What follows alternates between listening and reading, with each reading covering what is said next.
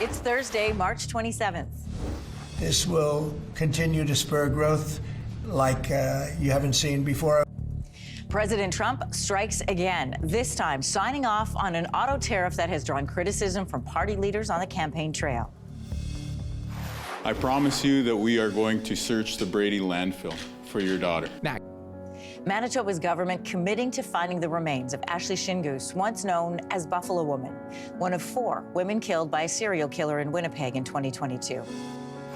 Total number of residents that have been affected so far is 62, which is a significant number. Taking precautions, staff at a nursing home in Halifax trying to contain a norovirus outbreak that's affected close to half its residents. We have a group of players that are here to win, and that's all we talk about. Play ball. The Blue Jays open their 2025 season today at home with hopes of putting a disappointing 2024 season and a difficult offseason behind them. Stay with us, Canada. Your morning starts right now.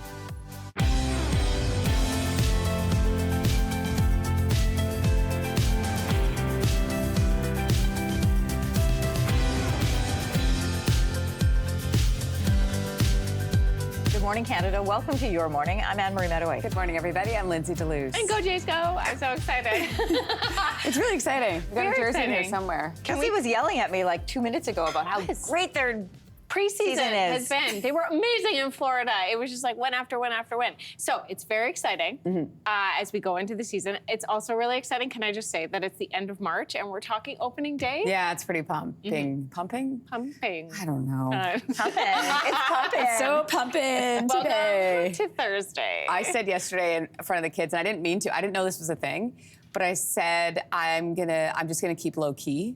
I didn't know that was an expression, and both Brooklyn and Walker looked at me. They're like, "What did you just say?" And I was like, You're crossing over. It's the best. and then I kept going. And Drew and I both were like, Gotta lean in. Yeah, we did all the expressions that we talk here on the show, and they were dying. I'm so excited to embarrass them. This is so fun. It's such a You great talked case. about it being really fun. It is. It's so much fun. It's They like are their skin so is crawling. mortified. They can't. They're like, you have to stop. And I just obviously that means I'm going to keep going. Obviously. Which is really exciting. We're entering into this And then when you era. do it on TV, then their friends see it, and then they get even more embarrassed. Awesome. So that just happened. You know what else just happened? U.S. President Donald Trump is escalating this trade war.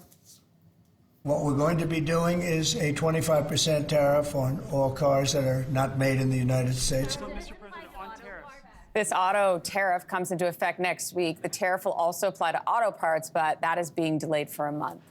President Trump says this tariff is permanent, and automakers will have to move production back to the U.S. News of this new tariff broke as Liberal leader Mark Carney was meeting with the union leader for auto workers. President Trump announced 25% tariffs against our auto industry. And this is a direct attack. Mark Carney has now canceled his campaign events today to return to Ottawa. He's called a meeting of the Canada-U.S. Relations Cabinet Committee. Mark Carney also said he expects to speak to President Trump soon. There have been no conversations between the two since Carney won the Liberal leadership. Other party leaders also reacted to the auto tariff on the campaign trail. And we know that Trump is an arsonist. He's literally burning down his own country's jobs and economy and ours as well. Now is the time to take back control and relaunch our economy so that we can confront the president's unjustified threats and tariffs. There are about 125,000 auto workers in Canada. The industry also supports hundreds of thousands of jobs right across the country. Ontario Premier Doug Ford is asking Prime Minister Mark Carney to call a First Minister's meeting in the wake of the latest tariffs. I had an opportunity to speak to the Prime Minister, and I'm in full support of preparing retaliatory tariffs, tariff for tariff, but we want to see what he's going to do on April the 2nd. Doug Ford asked for the meeting with all the premiers to be held early next week before April 2nd because he wants to take what he calls the Team Canada approach with his colleagues. Premier Ford also says he's requesting a meeting with CEOs and presidents in the auto sector. Meanwhile, in Toronto, City Council approved Mayor Olivia Chow's action plan meant to protect the city's economy from new U.S. tariffs that are potentially coming next week. In other news today, police have now confirmed the identity of the woman known as Buffalo Woman. She was one of the 4 people murdered by a convicted serial killer. That woman's name is Ashley Shingoose. I need to bring her home. I need that closure. It's been too long. Enough. Search the landfill as soon as possible. So that is part of the statement her mother released through St. Teresa Point Chief Raymond Flett. For more than 2 years, Ashley Shingoose was unidentified. She was known only as Buffalo Woman. Shingoose disappeared from downtown Winnipeg 3 years ago. It is believed her remains are in the Brady landfill. That's where the remains of Rebecca Comtois were found in June of 2022.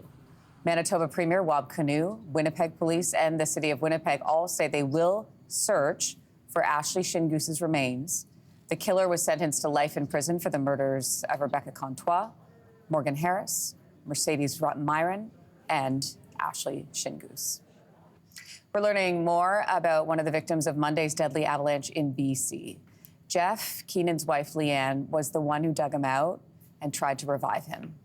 I just can't fathom what's going on in her world. A friend of the family says his heart is with Leanne. In an Instagram post, Leanne wrote this, quote, "What a gift to see you one last time. I tried my hardest to save you." Ugh. Keenan was a well-known member of the Whistler snowboarding community and the father of a 2-year-old son. He owned a snowboarding brand and worked as a videographer. He'd been out in the backcountry near Caslow working on a film project with his wife when he was buried by this avalanche. 2 other men were also killed. 53-year-old Jason Rempel from Caslow owned a local heli-skiing company, and Alex Pashley, a 45-year-old snowboarder and photographer from Idaho, was also killed. A norovirus outbreak is hitting a long-term care home in Halifax. We're kind of we believe, on the downswing now, so hopefully things are going to get better over the next probably week. The head of St. Vincent's Nursing Home says 62 out of the 146 people living at the facility have been affected. So right now there are 33 people with active symptoms. Isolation starts once the first symptoms show. The care home is still open for family visits. Meanwhile, another continuing care center in Eastern Passage is now closed to the public because of an influenza outbreak. It will stay closed until the outbreak is officially declared over by public health. Okay, switching gears. Blue Jays time. Let's talk ball. It's time to go out there and execute, compete, and win a lot of ball games.